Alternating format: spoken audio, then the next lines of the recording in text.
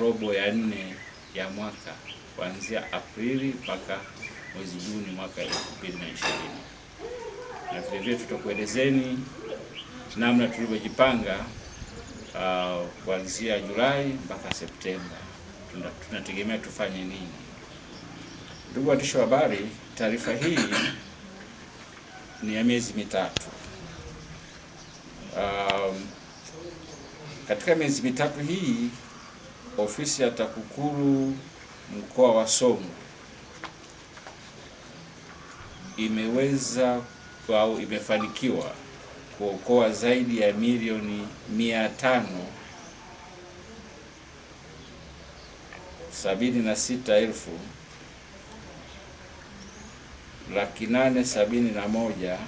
576,871,252 na senti 85, kuokoa fedha ya serikali ambayo ilikuwa imeliwa na wajanja wachache, tukairudisha katika mfumo wa matumizi ya serikali. Na katika jitihada hizi ndio zinapelekea Tanzania kuingia uchumi wa kati. Tunaingia uchumi wa kati kwa sababu tunazuia fedha hizi zisiliwe na wachache, zitumike kwenye miradi ya maendeleo ambayo ndio inatuwezesha uchumi wetu kukua. Kwa huku pia ni kuhakikisha kuwa hakuna fedha yoyote ya umma inayopotea au kufanyiwa ubadhirifu, kwamba kila fedha ya umma yapaswa kufanya malengo kusudiwa na kuleta matokeo chanya na yenye tija kwa wananchi wa Tanzania, ili waweze kupata huduma bora na zinazostahili na kwa wakati, lakini vile vile waweze kujengewa miradi ya maendeleo ambayo itawasaidia kuwa ni miundombinu ya kukuza uchumi wa Tanzania. Fedha hizi zilizookolewa ziko katika makundi matatu. Nimesema tumeokoa milioni 576,871,252 na senti 85. Hizi zipo katika makundi matatu. Kundi la kwanza ni fedha zilizookolewa kutoka vyama vya ushirika AMCOS. Utakumbuka katika taarifa yetu tulitoa mwezi Machi, tulikuelezeni kwamba tumeokoa fedha kutosha. Fedha hizi za AMCOS ni fedha ambazo wanachama au viongozi wa vyama vya ushirika walikopa kutoka kwenye vyama vyao na nyingine kutoka Benki ya Maendeleo ya Kilimo TADB, lakini hazikurejeshwa kwa muda uliokuwa umepangwa, na nyingine zikiwa zimetumiwa vibaya na viongozi wa vyama vya ushirika. Wametumia kwa matumizi yao binafsi. Mmoja anahojiwa anambia kwamba amenunua ng'ombe, mwingine amenunua nyumba hela ambayo alitakiwa arejeshe. Unajua, ukishakopa fedha katika Benki ya Maendeleo ya Kilimo, tunategemea urejeshe mapema fedha ile kwa mujibu wa mkataba ule uliopangwa, ili wananchi wengine na vijana wengine waweze kupata mkopo katika benki ile ili waendeleze kilimo katika mkoa wetu. Tunafahamu kwamba mkoa wetu ni mkoa wa kilimo sana.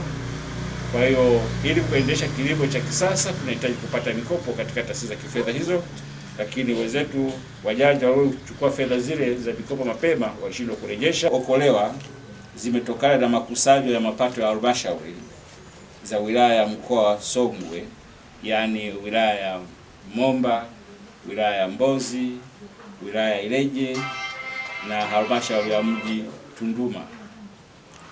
Fedha hizi tunaziita fedha mbichi. Utakumbuka mwezi wa pili mwaka huu tulikuiteni tukasema tumeokoa fedha mbichi milioni 150 na tukamkabidhi katibu tawala pale mbele yenu. Na sasa hivi tumeweza kuendelea kuziokoa fedha mbichi hizi. Watumishi au mawakala wa kukusanya ushuru na kodi mbalimbali za halmashauri ili kuweza kuongeza kipato cha halmashauri kupitia own source. Wachache wao wamekuwa sio waaminifu, anakusanya fedha kwa kutumia posi. Posi ni mashine ya kusanyia fedha ile, na akishakusanya anatakiwa siku ile akikusanya aziingize kwenye control number ili iweze kuingia kwenye akaunti ya halmashauri husika. Hawafanyi hivyo, wanakaa na fedha siku 3, siku 4, mwezi, mpaka inafika milioni 5 mtu anazo tu. Sasa kule system inasoma kwamba huyu hana. Kwa hiyo ikawa ni kazi ya TAKUKURU kuwafuatilia hawa wote ambao posi zao hazijasoma kule kwenye system, kwamba ila tunaona mashine ile imekusanya fedha lakini hazionekani kwenye system. Kwa tumeweza kuwafuatilia na tumerejesha baadhi ya fedha, nitachanganua hapa chini.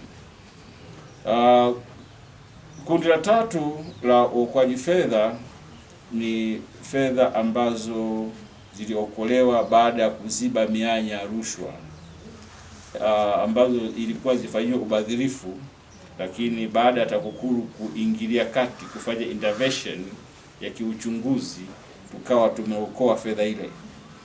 Fedha hizo ni za utekelezaji wa miradi mbalimbali ya maendeleo iliyokuwa ikiendelea kutekelezwa katika mkoa wetu wa Songwe.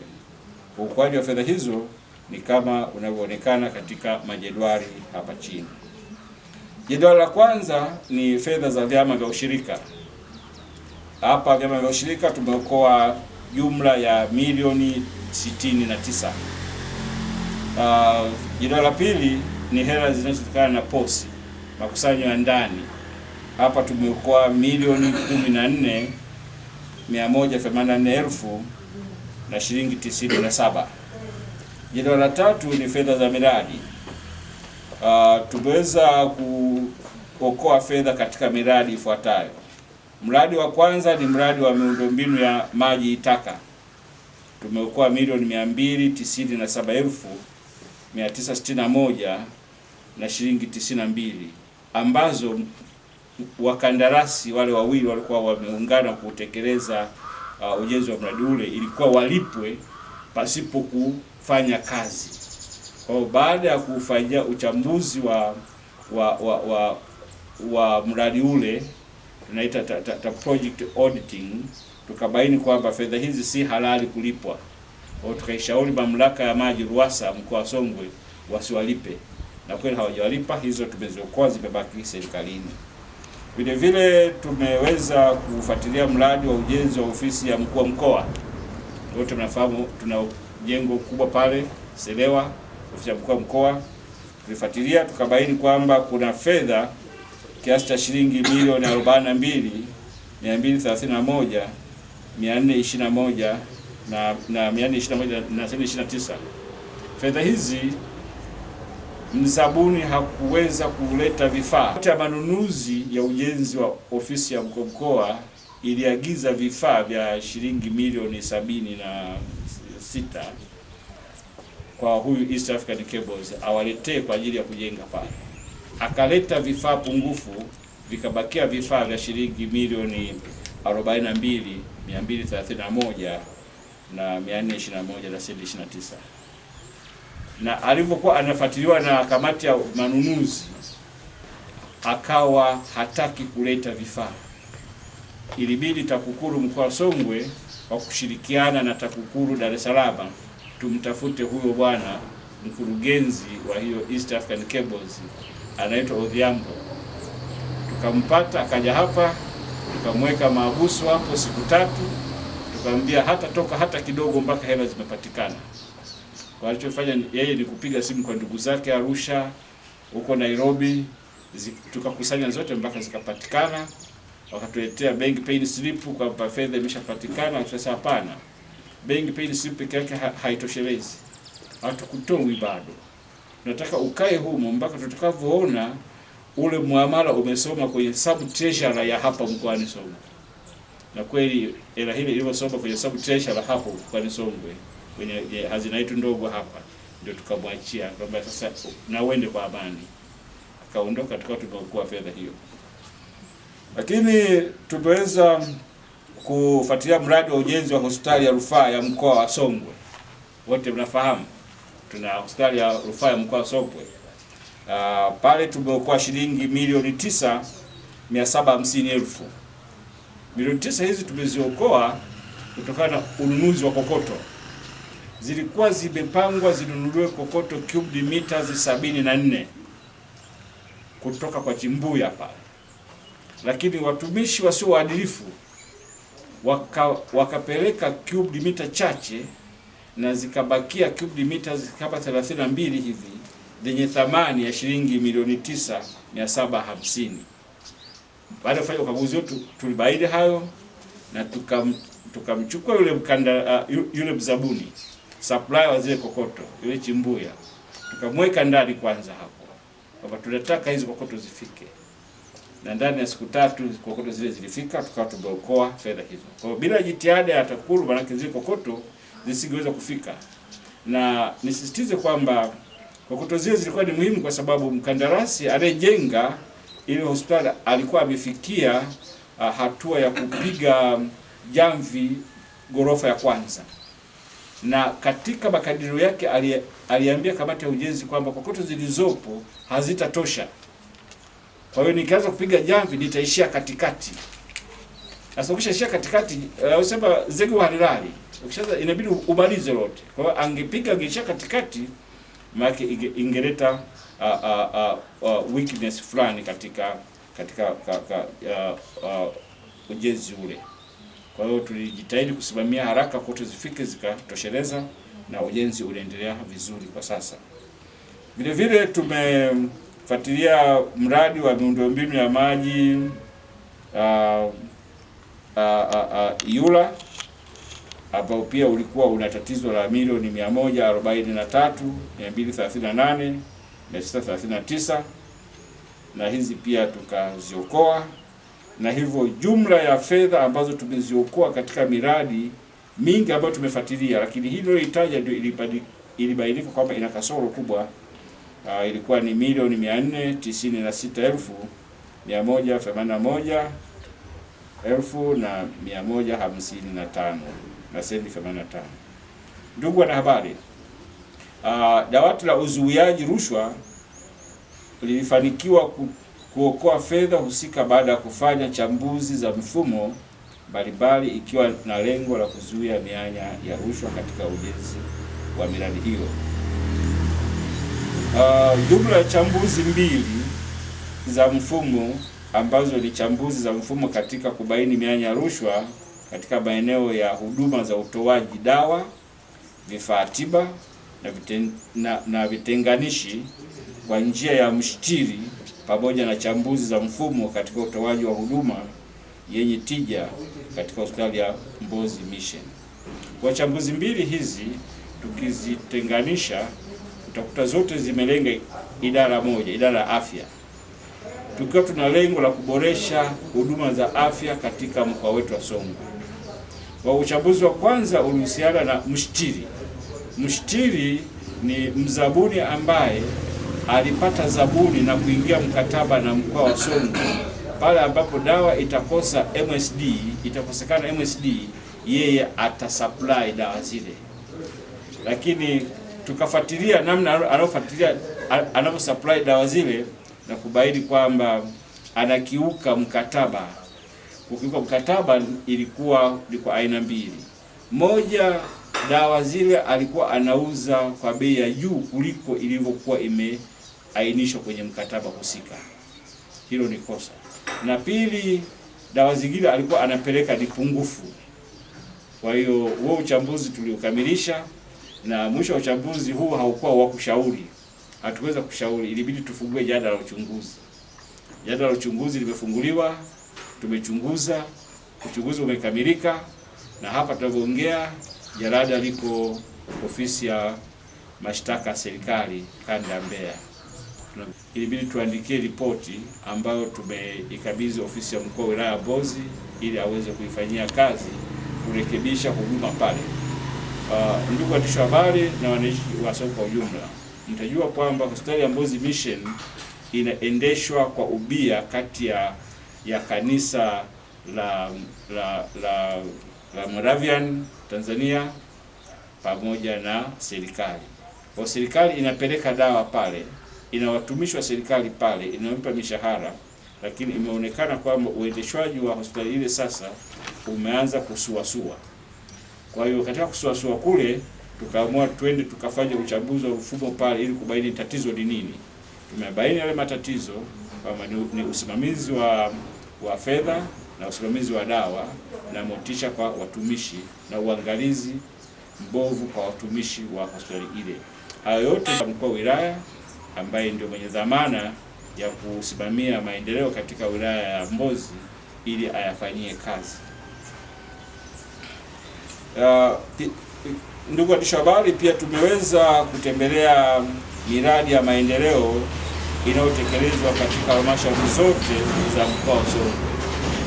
Miradi husika ilikuwa ni miradi ya elimu, miundombinu ya maji, ujenzi wa barabara na madaraja, miradi ya afya, miradi ya ujenzi wa soko la kimataifa la mazao na mifugo, na miradi yote ikiwa na jumla ya thamani ya shilingi bilioni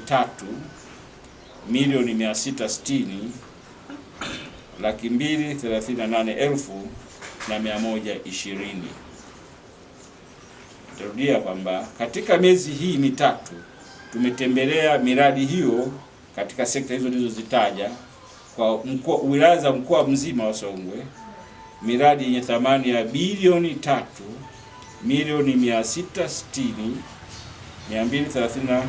3,660,238,120. Katika miradi hiyo yote yenye bilioni 3 hizo tulizotembelea, miradi hii ya milioni 493 nilisema awali ndio imeonekana ina kasoro na hatua za stahiki zimechukuliwa. Ndugu wanahabari, katika kipindi husika ofisi yetu pia iliendelea na majukumu yake mengine, ambapo katika uchunguzi na mashtaka ofisi yetu ilipokea jumla ya taarifa 68 za malalamiko ya vitendo vya rushwa. Kati ya malalamiko hayo, malalamiko 32 sawa na 47.1 yalipokelewa kutoka kwa wananchi kwa kufika ofisini moja kwa moja kuleta kero zao. Malalamiko 14 ambayo ni sawa na 20.6 yalipokelewa kwa njia ya simu. Malalamiko 13 sawa na 19.1 yalipokelewa kutoka vyanzo vingine, na malalamiko 5 sawa na 7.4 yalipokelewa kwa njia ya barua, wakati malalamiko 4 sawa na 5.8 yalipokelewa kwa njia ya barua pepe email, na malalamiko 7 sawa na 2.9 yalipokelewa kwa njia ya hotline, yani ile simu ya 113. Pia imeendelea pia TAKUKURU mkoa wa Songwe tumeendelea kuendesha kesi 12 zilizokuwa zikiendelea kusikilizwa katika mahakama za wilaya ya Mbozi, wilaya ya Momba pale Chapwa, na mahakama ya mkoa iliyopo hapa Mbozi hapa Vwao. Katika uelimishaji umma kuhusu rushwa na madhara yake, ofisi yetu kwa kipindi cha Aprili mpaka Juni 2020 tuliweza kuelimisha makundi mbalimbali ya wanafunzi, vijana, wanawake, wanachama wa vyama vya siasa pamoja na watumishi wa mashirika ya umma na mamlaka nyingine za serikali zilizo katika mkoa wetu. Katika kipindi hiki tumeweza kufanya mikutano 11, semina 3, ufunguaji na uimarishaji wa vilabu vya wapiga rushwa 7, uandishi wa makala au habari 2, maonesho tumefanya 2, kuongea na vyombo vya habari tumeongea mara 1, pamoja na kurusha vipindi vya redio tumerusha. Ndugu wanahabari, ofisi yetu kwa kipindi cha mwaka 2020 na mpaka 2021 tumejipanga kuendelea kufuatilia fedha za vyama vya ushirika zilizosalia, yani AMCOS. Bado kuna fedha tunajua zimesalia kule. Mwezi wa 7 huu tunaendelea kufuatilia hizo fedha, tutakuja kujulishana mwezi Septemba ikifika, tutakuwa tumeweza kukusanya fedha kiasi gani. Lakini vile vile tunaendelea kufuatilia mapato ya halmashauri yaliyokusanywa na watumishi kwa njia ya posi, lakini hazijawasilishwa benki wala kwenye mamlaka husika. Hizi pia tunaendelea kufuatilia.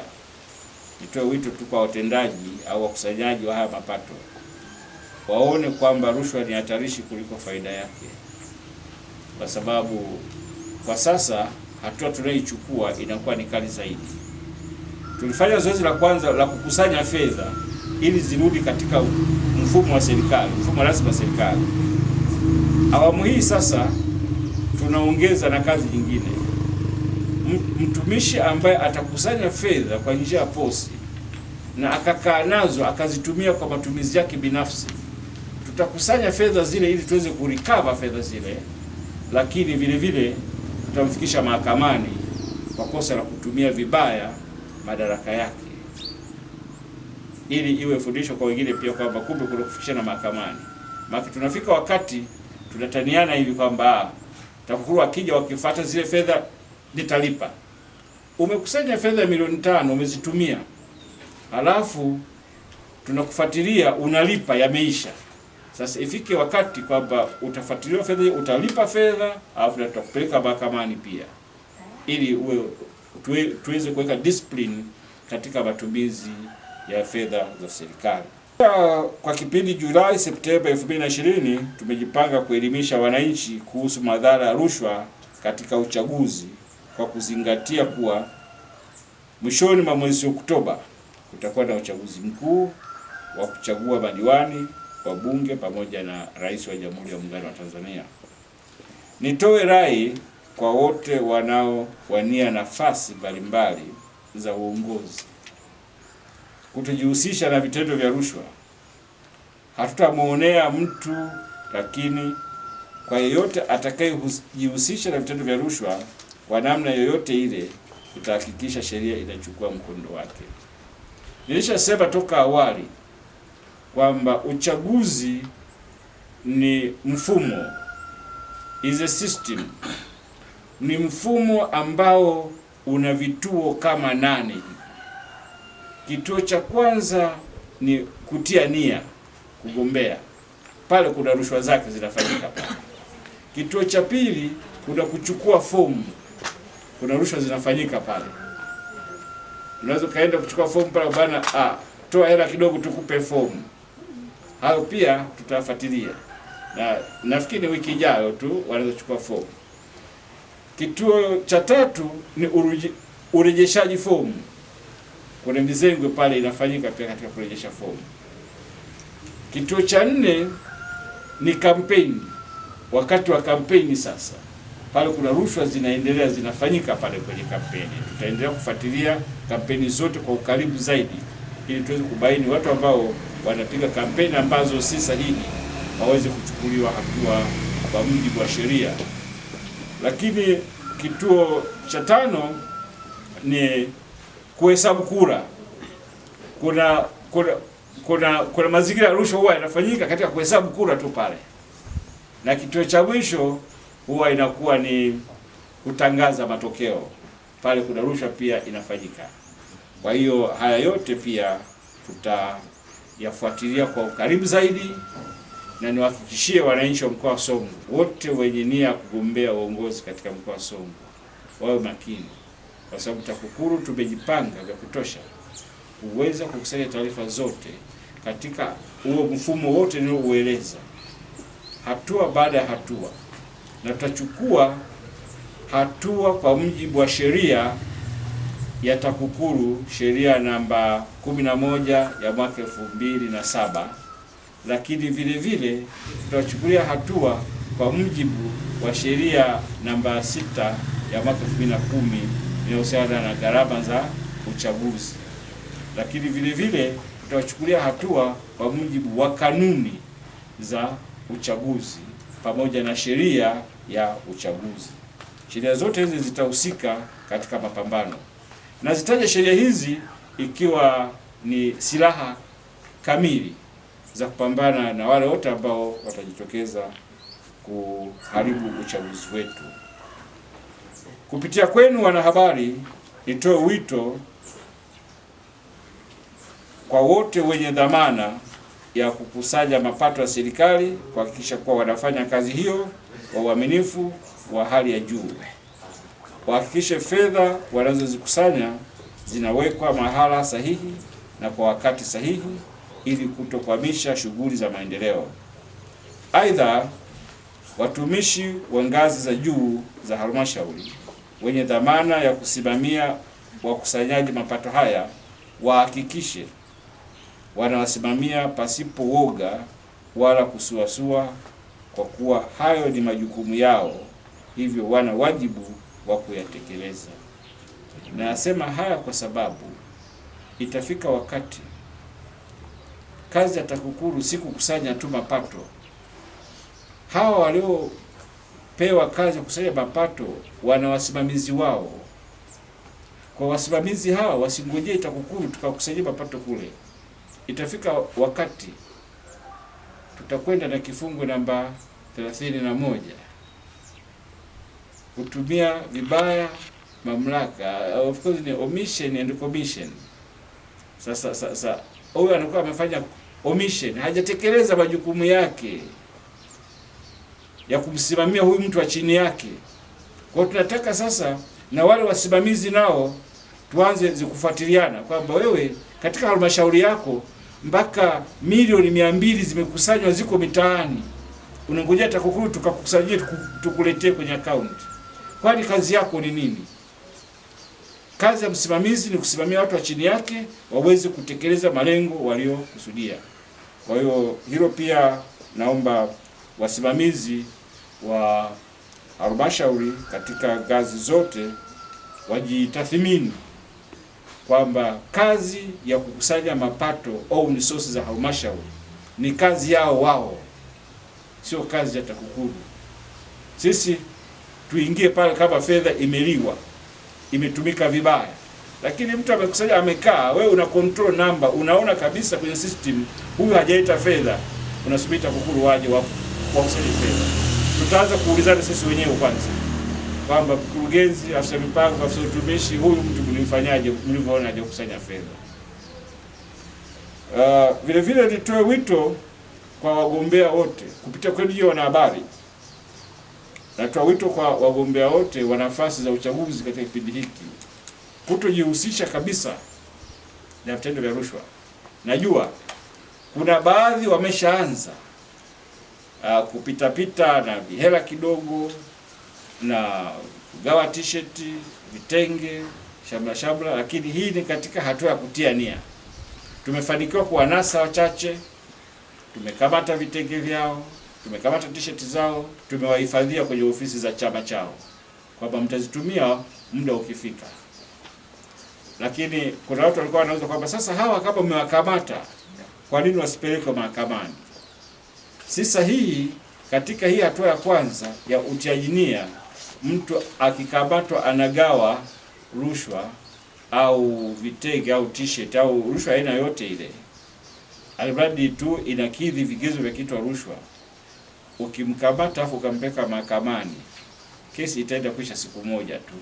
Kwa sababu ukienda kumsomea pale kwamba huyu ni mtiania, lakini tumemkamata akigawa vitenge kwa wajumbe wa baraza la kumchagua ili awashawishi wamchague siku ya uchaguzi, yeye atakubali tu kwamba ni kweli mimi nilitia nia, lakini sasa hivi nimeondoa nia yangu, sigombei tena.